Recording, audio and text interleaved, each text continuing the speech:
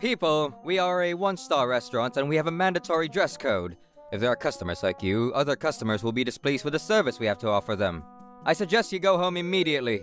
Very well. Your contract to this building is terminated. Huh? Trouble Busters! I want to celebrate my grandfather's 88th birthday with a nice jubilee, but I wonder where a good place is to eat. A jubilee, you say? Well now, call me Father Christmas because I'm about to flip for such a nice occasion. I suppose you want to celebrate it in a grand way? That's right, but I can't seem to find a good place. Good day to you, ladies. Hello, Miss Rachel. I'd be happy to tell you about a restaurant I frequent. Really? I'd love to hear it. It's a one-star Michelin restaurant called Brusta, and the owner is very handsome. Oh, wait. Silly me. I'm so sorry. I completely forgot the price was way beyond anything you commoners can afford. Thank you very much. I will take your suggestion for future reference.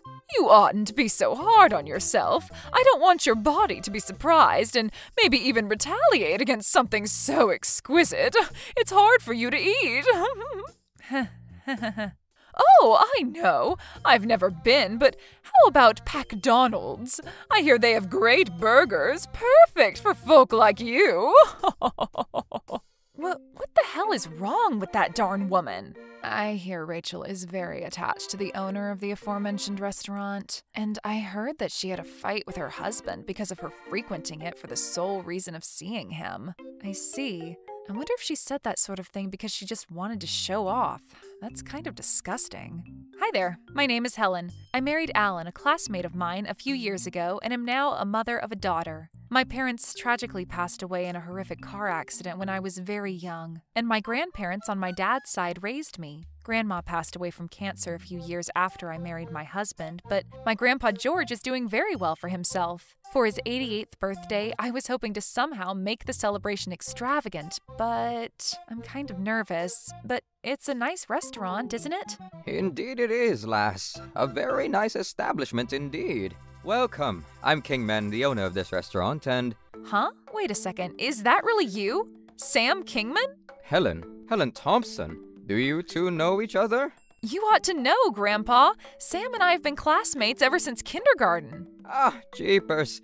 I don't think I remember you very well, but the name does ring a bell for sure. I didn't notice it when I made the reservation because your last name's different. So that means... Yes, I got married. Sorry I'm late, guys. Wait, Sammy? Helen? So this is your store!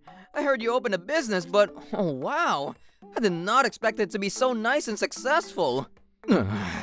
What's with the atmosphere? Is something wrong? People, we are a one-star restaurant and we have a mandatory dress code. I was told by the person who took care of the reservation that a smart casual outfit was fine, so I think we came dressed properly. Did you do your research on the restaurant? It's normal to come dressed formally. I can't believe you don't know that. Huh? Then why didn't you just say so from the beginning? Huh. We're celebrating today. Please don't ruin the mood. You didn't do what I asked. What? What? I can't hear you. Seems like things are quite convenient for you now, aren't they? I don't understand. If there are customers like you, other customers will be displeased with the service we have to offer them. I suggest you go home immediately. I don't think treating your customers this way will bring you good publicity, young man. I ask again, have you done your research on this establishment? Do you know how much we demand as a cost from each person? I have done my research, and I do know. We've come here to go a little crazy for a quite momentous occasion. Are you sure about that? We make close to 100 grand a month. We're a one-star Michelin restaurant after all. God damn! It's not the kind of place to come dressed so shabbily. Shabbily? And also, haven't you always lived in a wooden one-story house? Where I've lived all my life has nothing to do with what we're talking about right now. Hello, Mr. Kingman. I've come again, as you hoped. Welcome, Miss Rachel. Will you be dining alone? Of course, as usual, Mr. Kingman. I wanted to see you, after all. Wait a second. If my eyes don't deceive me, if it isn't Miss Helen! Miss Rachel. So what Melanie said was true. What? You two know each other? Our children go to the same kindergarten. Oh my gosh! This is too damn embarrassing for my taste. Oh, I'm sorry, Mr. Kingman. I just mentioned the name of your store as a kind joke to these people, for I knew their kind would never be able to enjoy it with how exquisite it truly is. A shirt from a supermarket, in a 1-star Michelin restaurant. If someone like that was seen eating in this establishment, our reputation will definitely go down. Please stop this, and you, Kingman, enough patronizing. Oh, you know her too, Mr. Kingman? Actually, we're old classmates. By the way, Alan, you went on to get a job after you graduated high school, right? Huh? Yeah, that's right, but I studied business administration in college and went abroad to train as a chef. So what? You picked the wrong guy, Helen. Birds of a feather flock together indeed, and Helen is just another one of those women who never really saw the true value of men. I just wanted to celebrate Grandpa's birthday today. Why do I have to be mocked so much? Let's go, Helen. We don't need this bullshit. I agree. This is inexcusable behavior. Troublebusters initiate! Get out. Get the hell home. I'll even give you a damn break on the table charge since you can't even afford something as measly as that. And hold on, didn't you say you were going to take over your deceased father's restaurant? Oh, I'm sorry, but did it crumble to its pathetic little knees already? Damn, must be so hard for you. I wonder where a high school graduate could work nowadays. Like a factory, maybe? You're just too perfect for that kind of job. That's enough. That's right, you're angry, Helen. I can understand. It was your grandpa's last supper before he goes to the other side, huh? You must hate yourself for marrying Alan, who can't even afford a branded suit. Already cranked on the years, and without anything extravagant to emphasize any remaining youth. Shameful, shameful, shameful. Get the hell out of here, you parasitic bottom feeders! I understand perfectly. The contract's terminated. Huh? I don't get it. Helen, sweetie, is this old gasbag out of his mind? Oh, I haven't gone insane just yet, boy. I'm still working as sound as you shall ever be. You ought to take him to the hospital, actually.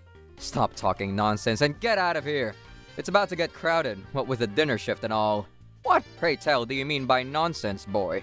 I'm serious about not renewing your contract.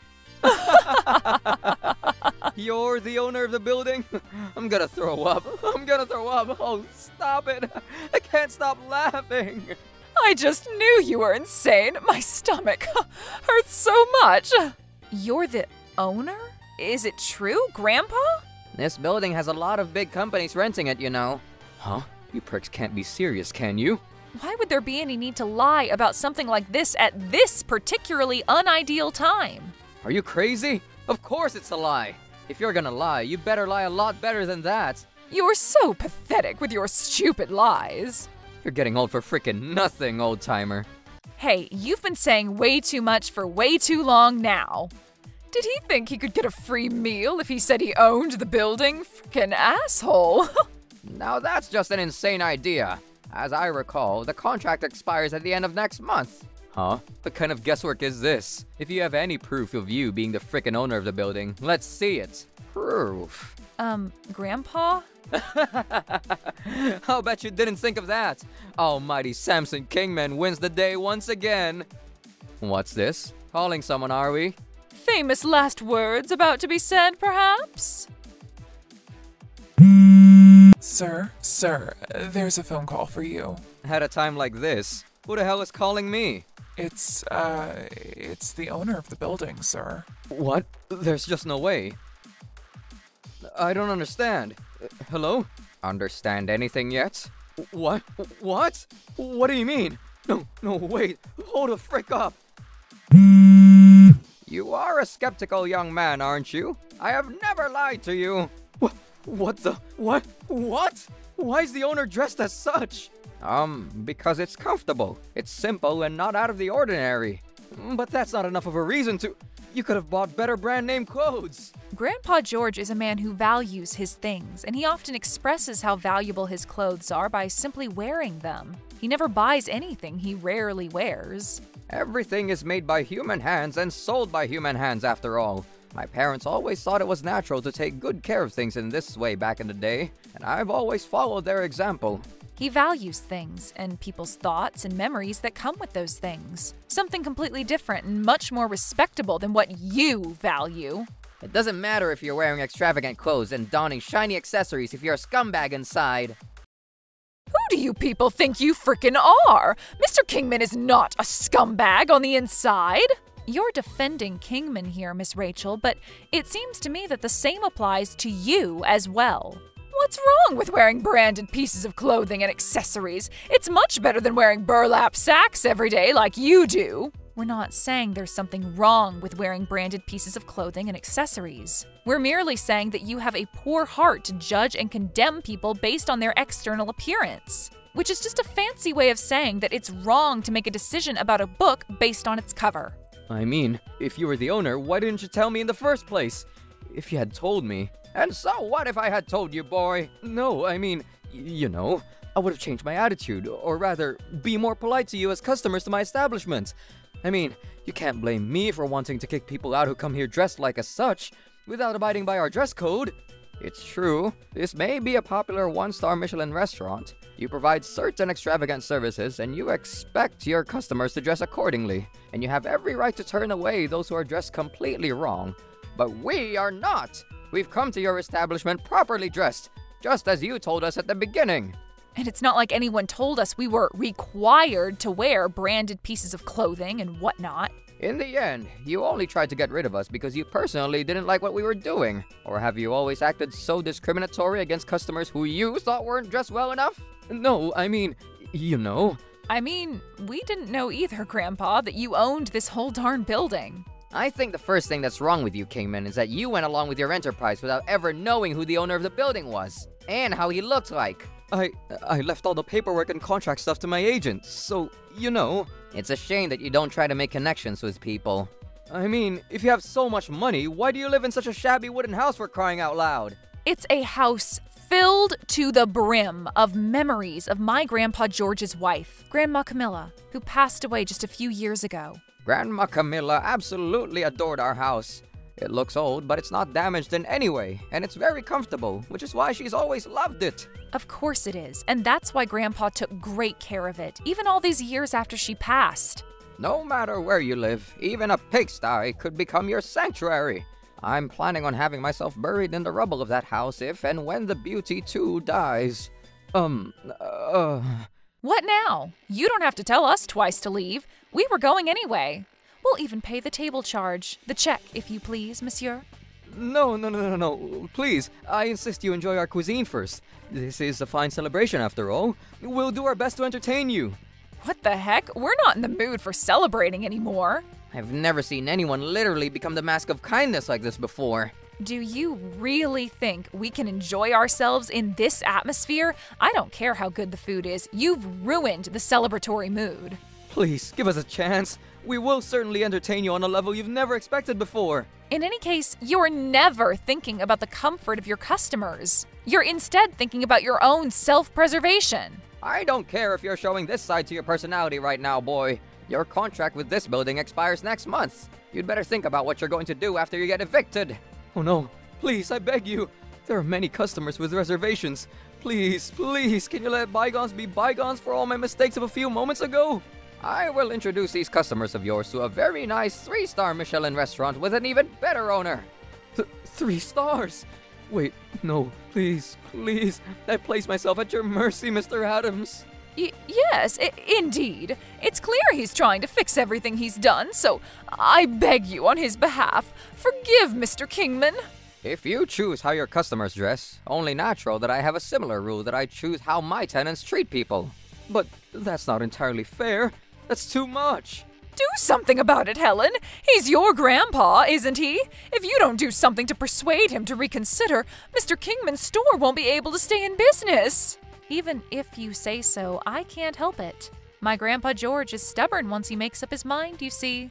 Oh no, please. I can't lose the store, Mr. Adams. I finally made my lifelong dream come true. I'm begging you, please. He's asking you for so much. Please forgive him just this once. Enough. Let's go home, everyone. It's all your fault. What? I didn't quite catch that. It's your frickin' fault my life started going crazy. What? Me? Yes, you did. My life is a mess because of you, Helen. I don't understand. I don't remember doing anything to offend you. Oh, don't play coy with me, miss. Oh, I'm sorry I didn't hear you because of the school bell.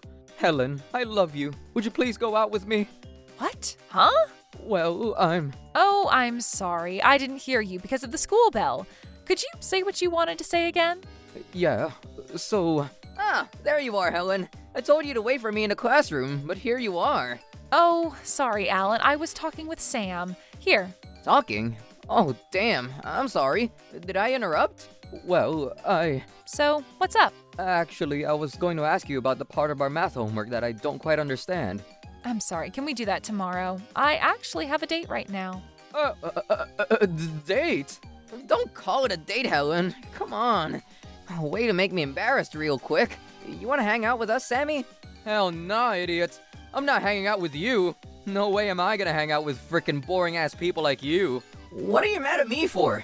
I'll see you tomorrow. Jeez. See you later, Sam. Was that actually a confession? Oh, Sammy, my guy. Do you have a crush on Helen? I thought you hated me, actually. 14 years. 14 years of feelings, and you squandered them by saying you didn't hear me because of a stupid school bell? I'm sorry about that, but if that's the case, why didn't you just say that you liked me? How can I say that when I know you're dating someone else? Well, I suppose that's a good point. But I don't think it's fair that you hold a grudge against me after what was genuinely a misunderstanding. Alan, you stupid prick. You met Helen in high school and you just stole her from me. What are you talking about? I've been rejected by the same Helen Adams 100 times. You were really persistent. You wore me down, and I eventually went out with you only because you were so persistent. I guess I won then. You just watched her live her life for 14 years and couldn't do anything about it. And you blame us for that, eh? I wonder. Shut the frick up. You must be crazy to find this girl attractive. You're lucky you were rejected, Mr. Kingman. You married frickin' Alan. When I'm better looking and make more money than he ever will. I make $100,000 a year, bitch. I drive a Rolls Royce. You can't beat me, Alan. Hey, don't ignore me. I'm not interested in cars. If it's functional enough that I drive to places, that's all I really need. But it's good to have a good income, right? As long as I have a roof over my head, enough food to survive, and save up enough money for the future, that's good enough for me. Besides, Alan's annual income is much higher, isn't it? What? No way that's true. Tell me how much it is then, if you think you're so much better than me. Last year, I made around $150,000, I think. Enough with the stupid damn lies. There's no way you can make that much money at that rundown dry cleaning place. My store may look shabby, but we've had contracts with multiple major luxury hotels for a long time, you see. We've been business partners with them since my grandfather's generation. Luxury hotels? Yeah, we clean all of their sheets and towels and stuff. All the long-term guests are recommended to head to my store because of the very high-quality services we offer at a reasonable price. And our reputation among our individual customers and business partners is very good indeed. Doesn't look like it, does it? There's no damn way! I'm not as good as this guy that has nothing but a frickin' high school diploma! Why should you care, Kingman? I always wanted to take over my family's business. I wanted to get used to the working environment and gain experience points, so to speak, early, instead of heading off wasting 5 years of my life in college. It doesn't matter if you have a degree or not. It's about your own humanity. If you looked down on people based on their poor education or low income, I don't think I would have been attracted to you no matter how many times you confessed your feelings for me. Damn it, damn it, damn it! Later on, a tax audit was conducted on Kingman's restaurant, and he was arrested for tax evasion because it turned out he had been cheating on his returns. Furthermore, Miss Rachel's husband found out that she was having an affair with Kingman, and is now demanding a huge sum of alimony from him. Okay, then, once again, for real this time, happy 88th birthday, Grandpa George! Cheers! Cheers! Yes, this is scrumptious. Hey, Grandpa, are you sure you want to do this? You're really all right without going out to eat tonight? Oh, it's all right, dear. No matter how expensive the food is, no matter how exquisite and fresh the ingredients are, I'm sure food handmade by the heartfelt feelings of happiness and commemoration of my family will taste so much better in any circumstances. I'm glad you're happy, Grandpa. Here's to you and everything you've done for me and for our family. I have to make sure Grandpa will live an even longer life. Grandpa has been by my side since I was a child, and while we sometimes clashed with each other because of diverging thoughts on things, that's exactly what family is. I love you, Grandpa, and let's keep creating happy memories all together. Trouble Busters!